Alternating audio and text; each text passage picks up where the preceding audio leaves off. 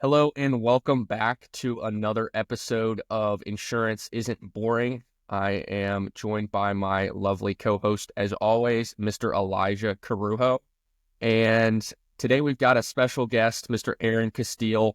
A little background on Aaron. We went to Virginia Tech together, and he actually got into insurance just a couple months before I did. He actually called me asking if I wanted a policy when I was taking my pre-licensing. And so it was really cool to have somebody that I knew. It gave a little bit of credence to the business while I was getting started. And he is just absolutely kicking tail. Young guy, even younger than Elijah and I are. And just really excited to see what he's going to do in the coming months and years. But Aaron, how you doing, man? How's Friday treating you? Great. I'm happy to be on the podcast. I've obviously been seeing some of the big dogs in the company and everything talk beforehand, so I'm excited to kind of give my take on everything and be here just after them. Welcome to the show, bro. Good to have you, man. Good to have you. Well, let's do this. How long ago did you get your insurance license, man? So 3-4 months from now, May will make it 2 years. Okay. Dude, that's sick. I also got my insurance license in May. Just a couple years earlier than you, but that's awesome. Awesome, man. Xander, you kick it off, bro.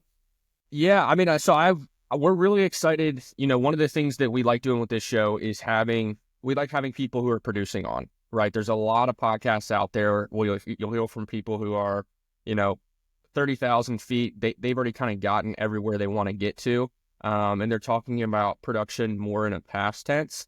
And you're still in the trenches with us, putting up big numbers. And Elijah and I always like to do a little bit of street cred. So I mean, in the last 90 days, what have you sold, brother? Yeah. So to touch on this, so the exact number, about exact for January, was between 12 and 13. Okay. And then there was 3 policies prior in December, maybe like the last day of November and December. That boosts that number up to about 16, 17K. But with that, people that are symmetry-based will know what Lighthouse is. That 12K just in January was when I first started taking an SLO, 15 Lighthouse leads a week.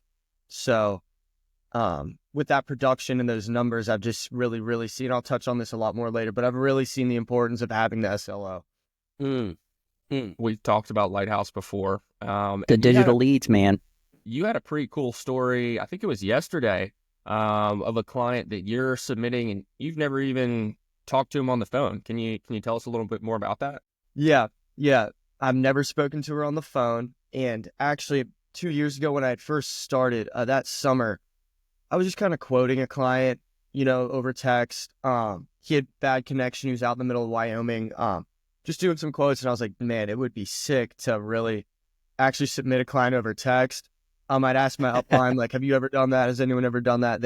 No one has really actually had an experience of doing so. But I was always like, the day I do that, I will be so happy, and it'll just be so cool to have done that over text. And then this client the other day, she works the night shift, so she's a little bit harder to catch. But I just keep running the questions through, and Switchboard has just done the complete job, is what got this set up for me with the automated messages. Probably 14, 15 automated messages in, she responded, "Hi, yes." And then I just followed it up with the correct follow-ups and guidelines with that, and kind of worked through some quotes. And she said she was happy with one, and then she wanted to schedule out a week or two to set up the phone call. So I said, you know what? I'd be more than happy to get you set up over text if this is a priority of yours. Otherwise, we can certainly wait. Like, no pressure at all. And she was like, yes, go ahead. So I just started sending her screenshots of the application, the SBLI application, and every time I actually couldn't believe it. I was waiting to get ghosted. She would respond each input of information that's necessary for the application again and again and again. And then when it got to the final parts, I was like, okay, this is probably where she's never going to reply. And should you not, a minute and 30 seconds later, banking information, everything needed to get that thing submitted. That's crazy. I've never That's done that. crazy. I've never done that. Have you, Elijah? I've done it once, and it's been a long time. I had Shout out the to the same. Lighthouse. Like, Yeah. the lead is so high intent that they were willing to give Aaron their social and their banking because they know how important this is, and they have never even spoken on the phone. That is Right. just incredible to me. Well, like my favorite part about that situation is, so a little bit more background, I guess. I was in door-to-door sales for just one summer after college. What were And, you selling? After my sophomore year of college, we were door-to-door doing pest control.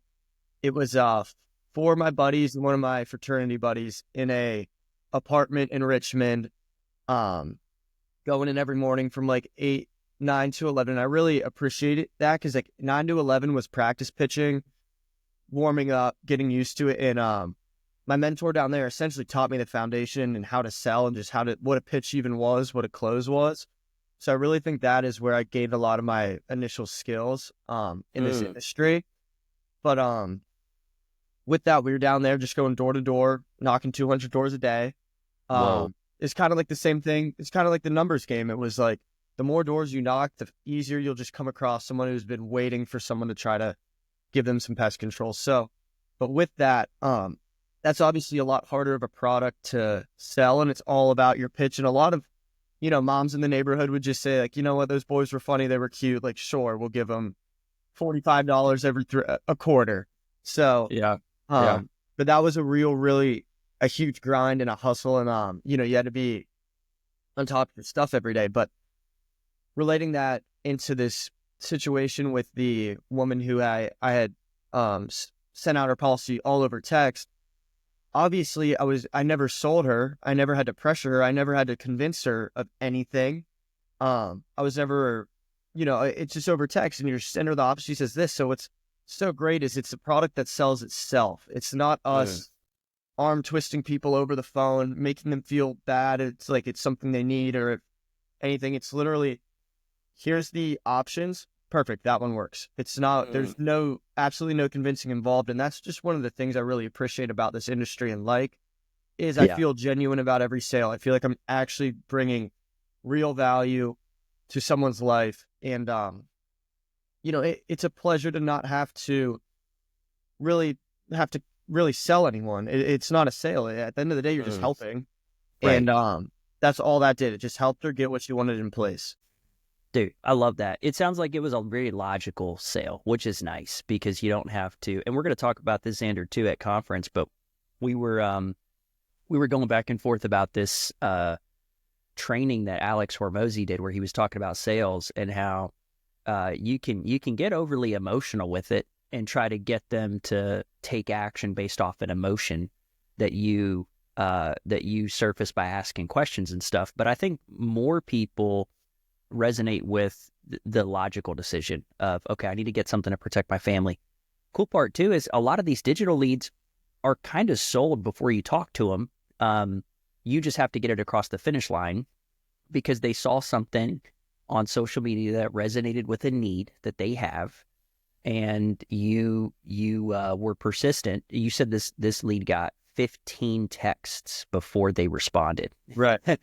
And I think that's interesting because I don't know if this is the exact stat, but I saw something that said the average sale takes like 9 to 18 touches before it's a full-on closed sale, whether that's a text or a phone call or a check-in or whatever. You doing that over text is pretty impressive, bro. Pretty impressive. Thanks. Casteel, you're somebody in your first 90 days. You've had several 5K weeks. Have you had a 10K week yet? I feel like I've seen you were you on the 10K week leaderboard at one point? Have you done 10K in a week yet? I've not. Okay, still hunting that one down. Right. So once you do that once, it's hard to do it once, but once you do it, you'll get one of these 10K Buffalo pens. I've not seen that or heard of that. That's gonna. If you sell 10K before conference, you'll be rocking that with us. But I want to dig into a couple things. I'm curious because not everybody has door-to-door experience. You probably developed some thick skin. You got used to rejection. You got told no more than yes, obviously. It's funny, I actually bought pest control a couple weeks back because some dude knocked on my door. And I was like, he was also a young guy, and I was like, dude, I respect what you're doing. And he was relaxed, he was nonchalant, he wasn't overly salesy. Nice. And Nice.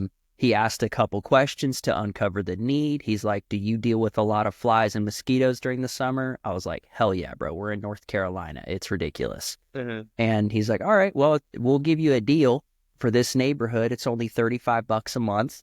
Well, you said 45 a quarter. I realize I'm overpaying, but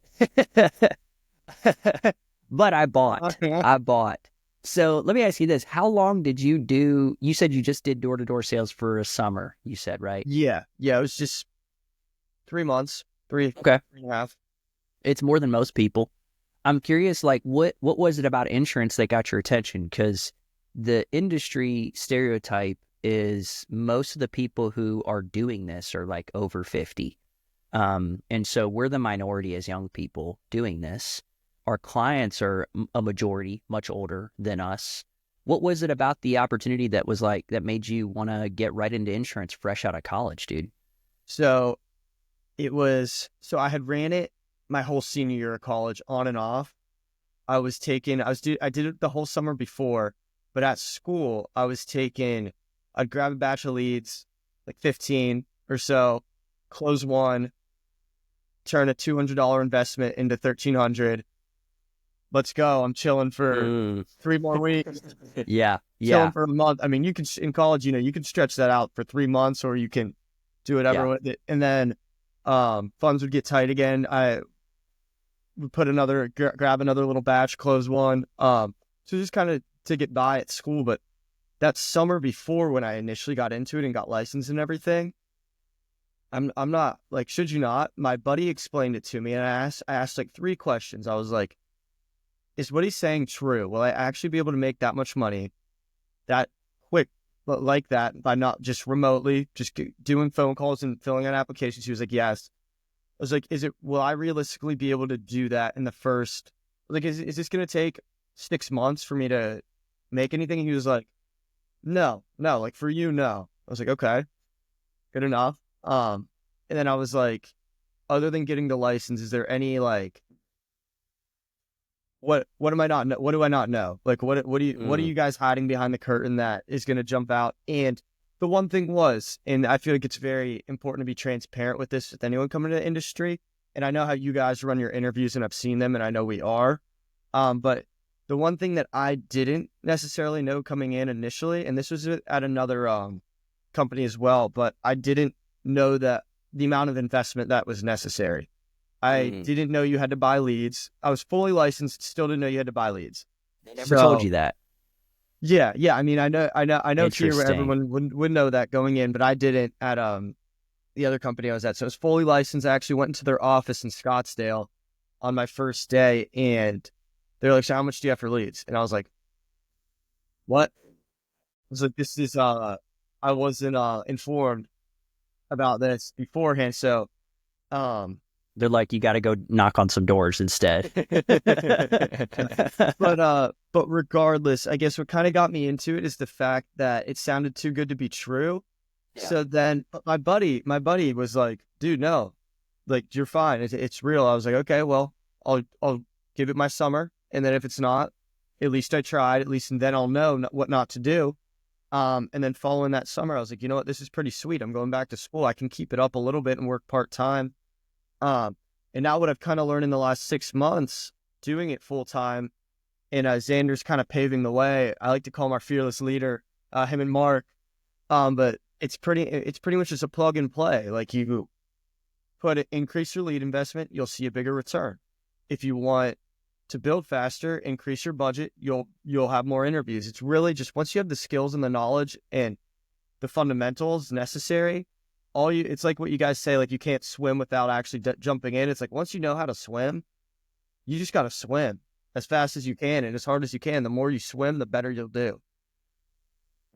There's so many things there that I want to unpack. The first one being in like, there's no quotas here. right? This is not, well, Aaron, you didn't sell enough last week or last month or last quarter, so we're going to have to let you go.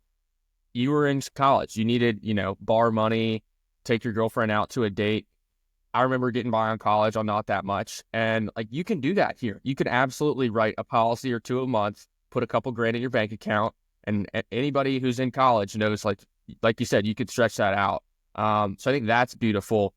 But also, dude, you just have such a winning mentality of, there's a lot of people who, okay, prior company didn't tell you that you needed to invest in leads. There's a lot of people who would be like, okay, I'm out. See ya.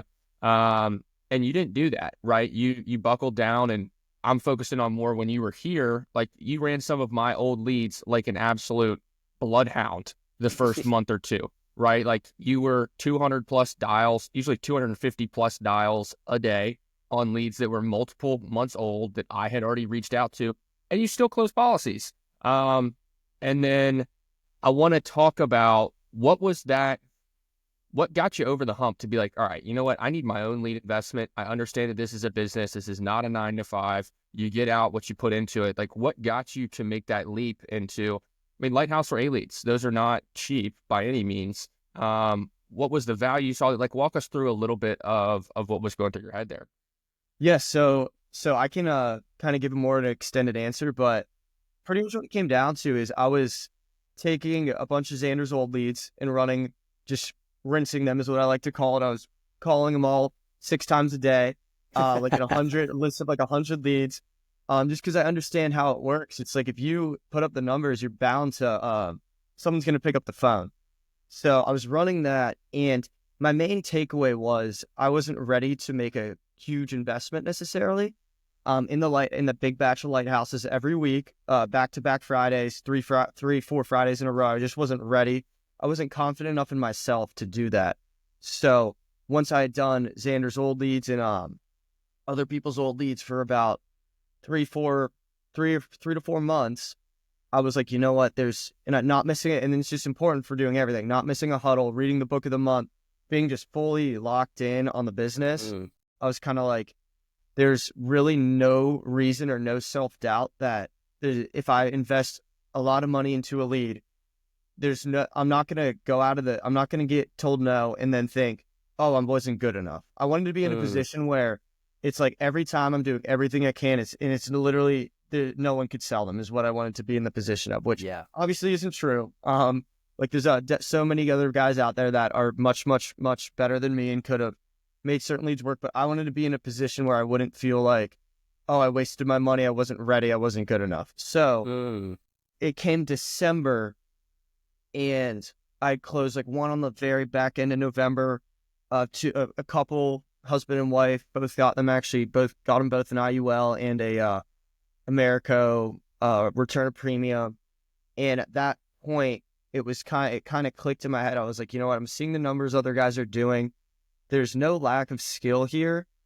It just made sense to make the jump. It was essentially, I've been here too long and I'm too confident in my ability in this industry to not be putting all in. And I just saw the numbers. I was like, I've been here too long to not be putting up 5K weeks, and I know I can. So yeah, that was kind of the biggest motivator. Was just once I gained the confidence in myself that there was no doubt that I wouldn't be able to close them up.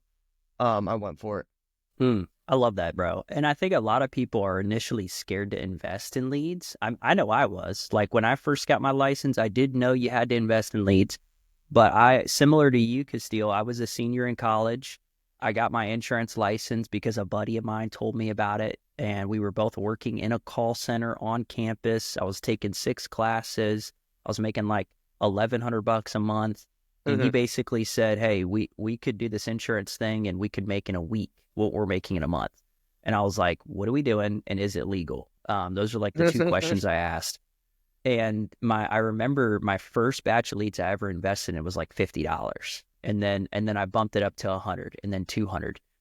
And as I made more, I got that confidence and belief in myself that you're talking about. And I think not having that confidence that you can turn that really small risk. I mean, buying leads is low risk as long as you call these people. That's That's the only kicker. I was like, okay, well, how much can I invest? And sure enough, over the years, like I've 10x'd my lead investment. Like I'm investing over $1,500 a week now, and I started at $50. And there's not a week that I don't make money, simply because all you got to do, like you said, it's a plug and play model. That's one of the things that I was a really big fan of. Like if you're the right type of person, if you're teachable, if you got thick skin, if you can be comfortable with rejection and being comfortable not knowing everything, but willing to coach and counsel and get better and improve, it's only going to get better. Love that. Let me ask you this. When you were getting going, were there any moments where you got like really discouraged? Were there any like setbacks that were like, dang, I'm thinking about quitting? Have you gone through a quitting phase yet? I have not. And nice. You're better than me, bro. Yeah, same. The reason I have not is because I saw success early on, I guess, without putting much on the line. Like I said, like with Xander's old leads, it's really, if you strike out on a batch, if you put $500 into that batch, it's a lot harder than if you just run someone's old leads. So with that approach, I didn't really have any like kind of setback with that, because, I got my strikeouts out of the way when I didn't have anything at risk. Mm-hmm. So, and also I'd really encourage anyone just starting or trying to get into the industry, just hang out around the people here, join the huddles, just be around for a couple months before you take too much of a risk or put too much money in. Because at that point, I knew I was so confident and know that it works. It's just a reality of when. It's not how, it's not if, it's when will it work the way I want it to. Yeah. So it's really just hang out, be a part of the community and everything, and you'll see what it takes to be successful here. And then if you have that and you're just confident in yourself and like I fully am confident and know this is the best place to be and the best thing you can possibly do that align with my goals and the long term of my life. So, and I've seen it work for so many people ahead of me, and I see what you two are doing. So I know it's going to work, and I know it can work, and I know how to make it work. Mm-hmm. So with that, it's just to define problem, put a solution in, and then keep going. And then keep doing that until it works. So I've never really had a quitting phase, just because I don't think there's another place I could be happier. So it's kind of just figure this out and make it happen. I love that. Just following the yellow brick road. And, just for anyone listening, I don't always just send people old leads to dial, but I saw anyone listening can obviously see Steele's got a killer work ethic, and I saw that from day one. And I think it is, you just get a little bit of a insight into his mindset of, there's a lot of people who, the reason we don't usually give leads to people is they don't have any skin in the game. And so they don't end up working, right? But you took the opposite approach. You didn't have any skin in the game, so you didn't view that as any risk. And so you're like, I cannot lose. And I see so many people come in and they want to see that success immediately. Elijah and I talk about you can't shortcut the shortcut. And they'll go in on the super nice leads. They'll get 5 of them. And 2 of them will say, I'm not interested. I just filled that out because I thought I had to. And then they are in a bad spot financially. They're an emotional train wreck. And then they fall off and go get a regular 9 to 5. And you took the opposite approach of, well, I don't have anything invested in this. And so I've got nothing to lose. I am just going to hammer these and squeeze all the juice out of them, like Jake said. And I just, to anyone listening, it can take a little, like Edward said, it can take a little longer than you think. You're picking up a new skill. And if this was easy, everybody would be an insurance agent. Everybody would do it. But it requires some of that sweat equity that you have put in. And now you're at a point where you can just cruise, right? You're comfortable with what you're doing. You just get leads. And like Elijah said, and you said, once you know what you're doing, dude, it gets pretty fun. Yeah. I agree. And, go ahead. I was going to say one thing that you're doing really well that I think a lot of people look past or don't go all in on is you're very engaged in what you're doing. You're not haphazardly or half-assed working the business. Like you're buying leads, you're calling them, you're running appointments. And then on top of that, you're plugging into weekly calls. You're going to events to get training and association so that you can be around the people who are doing what you want to do. A lot of people shy away from that because it takes time. It does take money to get somewhere where the winners are. But you saw that opportunity right away, which I think is awesome. Yeah. What was it about? So you were at we'll call them a practice company. We don't need to name drop them, but we can if you want. But what was it about the practice company that you came from that made you not want to stick with them? Because Symmetry Financial Group isn't the first IMO that you're a part of. Right. It's the last. But what was it about the company you were at previously, or what was it about the culture that didn't really align with you? Yeah, I mean, the main thing is that they're based out west and I'm on the East Coast. And then it was when I met Mark. So I was with them, and then Xander said, let's sit down with Mark. It was Mark that totally glued my... He's pretty good at interviews. I've heard of Mark, and Mark's been on here before, so everyone can know. But yeah, it was meeting with Mark and just explaining the dynamic and what Symmetry does. I really liked the fact that there was weekly huddles, conference, and I just saw a lot. I just thought Symmetry looked a lot more professional, and I thought there was going to be a lot more sustainable growth over here versus what I had before. And I mean, I don't really want to bash or talk bad about anyone, so I'll try to avoid that. But I just didn't know. I just wasn't confident there that I'd have the long-term support with the team. And then it was very appealing knowing Xander was over here and a few of my other buddies from Virginia Tech were trying part-time. I knew if I came over, then in the long run, I would be with people that I already know from school, was in a fraternity with, can hang out with. And there's just much better established connections. And then really the huddles and it just seemed more professional. I mean, everyone over there was very young. So like, I'd say 20s, young 30s.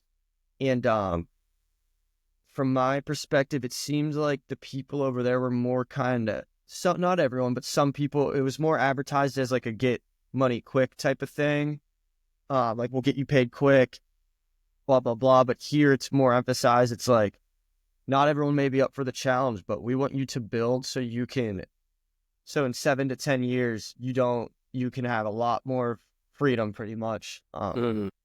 Was the main thing, but it was just kind of the culture and the professionalism that I saw at Symmetry that drew me over here, because I wanted it to be sustainable and I wanted it to be somewhere where I enjoyed and felt like I was getting the coaching and advice. And I wanted to meet people that were in the place where I want to be in not 3 years, well, that too, but in like 20, 30 years, like Mr. Cook and Mark, and just, there's just these amazing, phenomenal people that are like 30 years older than me, maybe.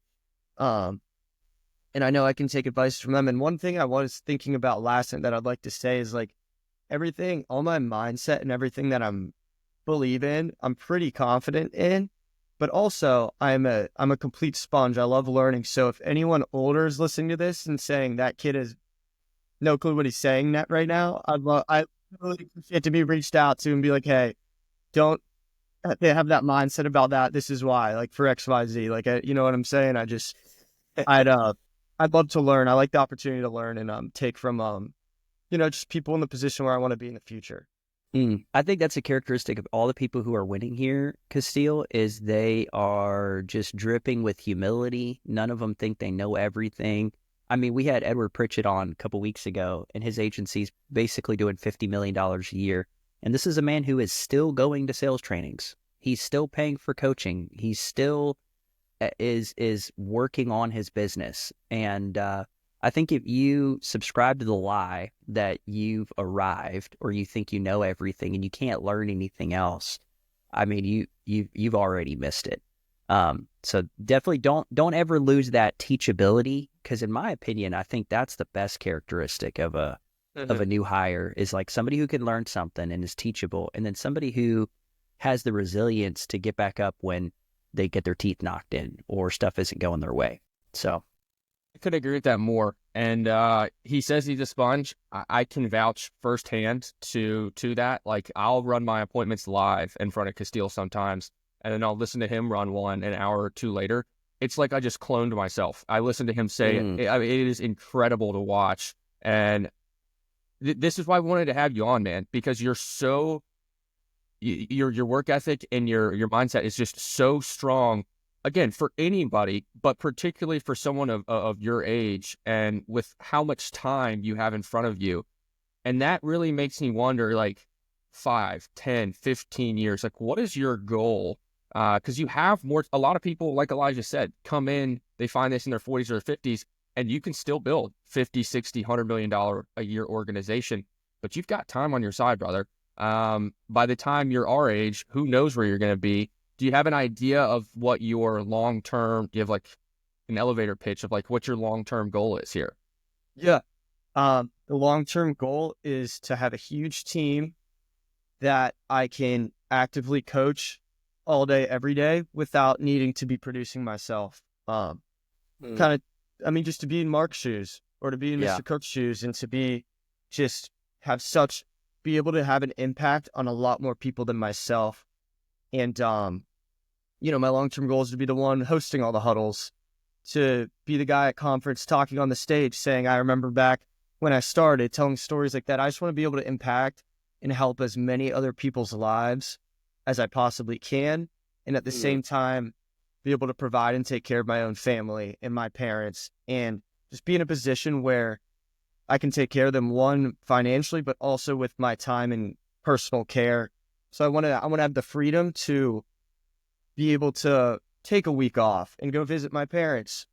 But at the same time, we're not worried, our income's going to be lower for a week so we're going to have to work double next week. That's all very, very realistic and possible with this business if you build correctly and sustainably. So that's essentially the goal in the long term. But for now, it's to slowly, I want to build and produce, just because producing is just too much fun. It's easy. It's great to easy submit money. apps. So I kind of want to, rather than just like a building and then like producing going like that, I'd like to slowly do both. Just build and produce at the same time. But for now, the next 6 months to a year, I want to produce like a madman, put up some crazy months, and then channel all of that extra income into putting just as much money into building as I am producing, and then just be busy. My short-term goal, I guess, for the next 5-10 years is be busy 14, 15, 16 hours a day. Like, if I'm not sleeping or eating, I want to be, or spending time with loved ones, I want to be producing or interviewing. I dig it. No wonder you've been successful. So let's get micro here. So you're taking 15 digital leads a week, right? That's a good amount. What does your dial schedule look like, man? What does your production schedule look like currently? What days are you doing what? Yeah, let me pull my schedule. Okay, it's right here. So the dial session, 9:30 to 10:30 dial session, 2 to 3, 6:30 to 7:30. Each of those dial sessions, I'll run through every lead I haven't gotten in contact with yet, and no shows. And I call them twice every time. Every dial session, I'll call them all twice. I think with the lighthouse, and it's obviously all just a learning process, and the more you do and the more you act, the more you'll learn, because things won't work. So then you take from that. I think my first week of I think with the lighthouse ones, you want to give it like 2 weeks before you start dialing them like that, because I think I certainly scared some away. I was used to the old leads I was getting, and it's like, if you don't hear from them the first 2 days, just put them on the 3 times a day cycle. But like I said, with these lighthouse, I'm getting texts back 3 weeks later. Yeah. So I think I kind of want to delay that after the lead comes in, give it 2 weeks, and then put them on that schedule, because there's a few that I probably missed out on. I mean, there was a lady that answered the phone last week, and she said, "You're the one that's keep calling me." I said, "I've called you a few times." Yeah. And then she was like 1,000 times. I was like, no, that wasn't me. I was just reaching out about the form you had filled out. She was like, nope, nope, and hung up the phone. But I was like, what can you expect? But yeah, so 3 dial sessions a day. I schedule those around the production calls and the huddles. And then obviously an appointment will take priority over a dial session. But if an appointment no shows, go hammer some dials out. And that's kind of it production wise. And other than that, if I like to try to fill the schedule in between. So if you're not running appointments, sit in the dial room and listen. I personally like to get in a room with just Xander and listen to him pitch because if you just record everything he says every time and just note it all down, you can have essentially the same script with 50 different little roads to take off of it. Yeah. And then it's just good to build the arsenal up and to learn from everyone, hear everyone. Like I was listening to Steven Tickle dial yesterday for the first time, and I'd never heard him dial before, and I was like, all right, he's got a little bit of a different style, more upbeat, higher energy than a lot of other people. But I was like, you know what? What's interesting is and what I think is very important for people first starting the business is it's like you want to think, and I totally was like this, you want to think there's a perfect way to say everything.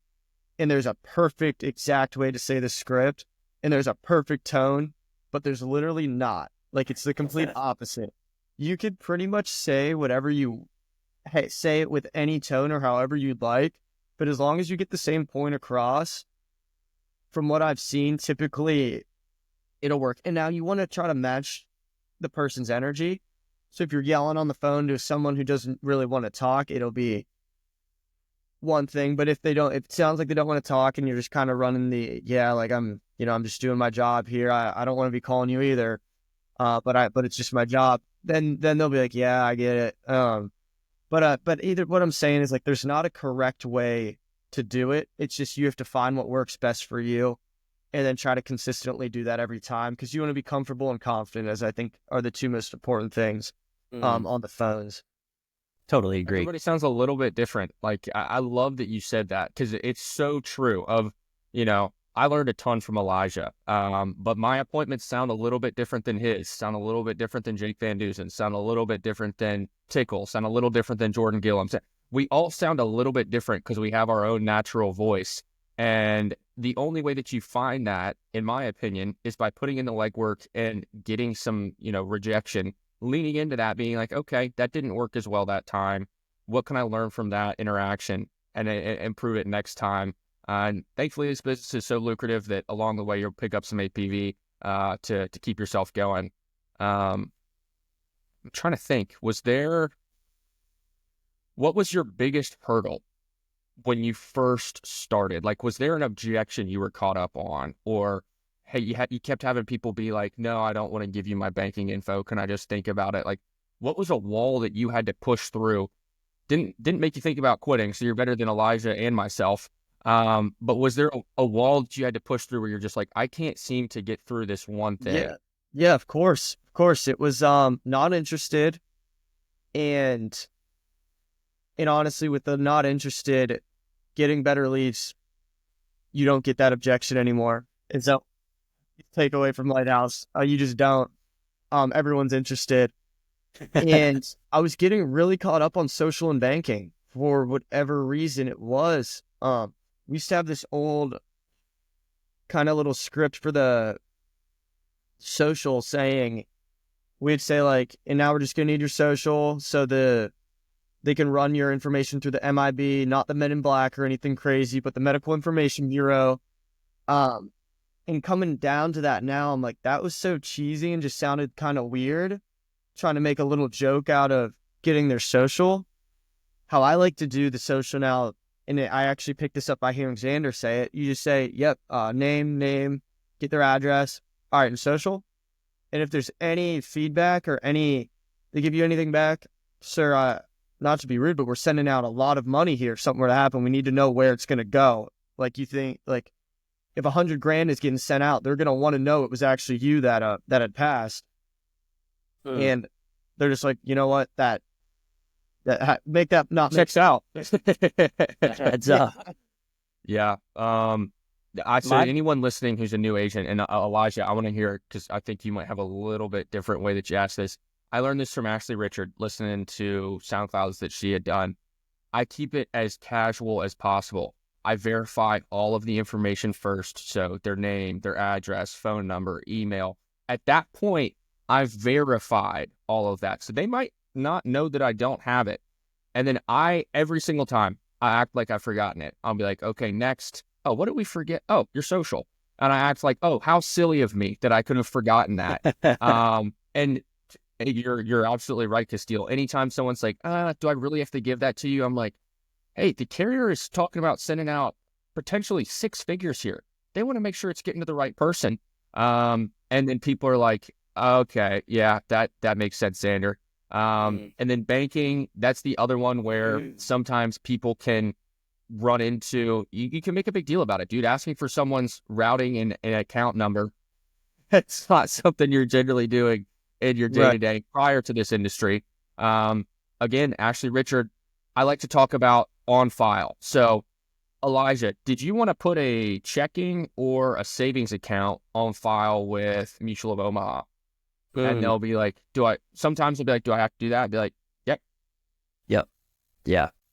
And then I can look up the routing number based off of the bank that they do. And so then I'm verifying the routing number. I'll be like, okay. And then the account. And I would say that gets through it 99% of the time. But how about yourself, Elijah? Pretty nonchalant with it too. When I was early on, I was scared to ask for those 2 pieces of info because I'm like, dang, this couple, they think I'm just some young guy. They're not going to listen to me. I don't have the credibility. All these limiting beliefs that I put on myself. I started if I would get hiccups on the social, which you'll get sometimes if they don't trust you or like you. If you're rushing through your appointment, you're probably going to get that objection more. But when I do the social, I always just let them know, hey, I get all the other pieces of info first: name, address, birthday, height and weight, state they're born, and all that. And then I'm like, hey, in order for them to verify who you are and do a prescription check, I got to get your social. Can you verify that for me? Say it just like that. And it's been a while. It's been weeks, maybe months since I've gotten somebody to give me pushback on the social. Bank info is a little bit different. I always start with, what day of the month do you want it to come out? It's just like your existing life insurance. It'll just come out on the same day each month. I make it sound like it's something they've already done before, because most of these people we're talking to have life insurance, and not a single one of them is mailing in a check each month. It's on auto draft. And so I think what you make a big deal is a big deal. If they give you pushback and they're like, no, I get it, I wouldn't give my social either, good luck getting it. But if you make it sound like, oh, this is just, everybody does this, not a big deal, you'll get it less. One thing I wanted to ask you, Casteel, is one of the big things that we're harping on with our group is book of the month. You know, I think people got to be learning. You got to be pouring into yourself. What we do as we serve families, it takes a lot of mental and emotional energy. And if you're not recharging, you're going to struggle. And the books that we pick are meant to give you just like practical application for your day-to-day and your week-to-week. Has there been like a really impactful book that helped you as you're getting your journey going? Yeah, so last month, certainly impactful. The Mountain is You. I believe I may have botched the title a little bit, but no, that's the book. Is You. And that was my first time plugging in for the book of the month. And that kind of came with, everyone emphasized in all the huddles so much, you have to be firing on all cylinders completely, fully in. And then when I was taking the started taking the SLO, I was like, all right, is there anything I'm not doing? I'm not reading the book of the month. So I was like, you know what? Let's do it. The book itself, it's kind of the selling point on why I will always be reading the book of the month, just because it was more so mental clarity and kind of development and helping you have an understanding of why certain things happen in your life and how to act in certain situations, pretty much. I took more so than any other standpoint, but with it just kind of helped your all-around mindset with the business, and it kind of shows you, that book kind of showed you, you know, nothing's going to be perfect, like your life is a mountain, but in all these different trials and tribulations of your life and your business, you got to know it's inevitable that you're going to see that. So you got to know how to operate around that so you can continue to move forward efficiently and successfully, and not let these setbacks or problems derail you, essentially. But the biggest impact I think the book of the month had for me is it was just kind of a mental reset, a relaxation, a way to unplug from your phone, your email, your huddle. And it's just great for mental clarity, because those are like the only 10 minutes a day when you're not absolutely kind of stimulated off of your email, your phone, calling your leads and everything. And it just kind of slows things down and sets the pace for each day. I usually would like to do it in the morning before everything. Yeah, I suggest that too. At night, last thing. And it just kind of makes you sit back, because as you're reading, your brain will kind of go over just other things as well. But it's mostly impactful for me to realize like it's a good kind of escape from, it's just an allotted 20 minutes, just you and a book. And it's not, you can take a step back for a second from, how fast paced everything else is. You're training that subconscious. And to anyone who hasn't read The Mountain Is You, I highly recommend it. I think it's such a good analogy for, the insurance industry it's funny how well it ties into everything else in life. But having the attitude of like, the only thing that we can control is ourselves, right? I have plenty of agents who will buy the same leads or invest in the same leads that I'm investing in. And then they'll turn around and tell me these leads don't work. They aren't picking up the phone. None of them want to buy. And I'm like, well, we're buying the same leads. And so I know for a fact that they do work. And so having that attitude of like, well, it's not the leads that are the problem. It's probably me, has been, some people can view that as they get down on themselves. I think that is incredibly empowering of like, I'm the only thing I can change. And so if I'm willing to put in the effort to make whatever changes I want to see happen in my life, the world is my oyster. And I think that book is incredible for doing that. One thing I want to ask you, Casteel, as we land this plane, I always say that, land the plane. What are you hoping to get out of the conference, man? We got a big event coming up next month. Knoxville, Tennessee, we're all going to be there. What are you going there expecting? So, I've talked to this with Xander so much. I think the thing I'm most excited for is just to meet everyone. And I was on the phone with my mom telling her, I was like, there's so many phenomenal people in this company that have such different backgrounds, different experiences, but everyone's ended up here, and all the people that are going to be at the conference love it. And it's great to see it's not something that you have to go to for work. It's these people are investing in it and want to be there and want to go. So I'm excited to be in a community that's like that, because it's not, no one's forced to be there. One, but two, the main thing I want to get is, I want to be able to ask some people about kind of like their experiences and why, just like their why for being in Symmetry, why they love it, what, like just personally for them, because everyone has a different way of getting in there or getting here. But I want to know like what made everyone arrive to this, and and I guess the second most main thing is I want to know what works for everyone. How many leads are you taking? What leads are you taking? How often are you buying them?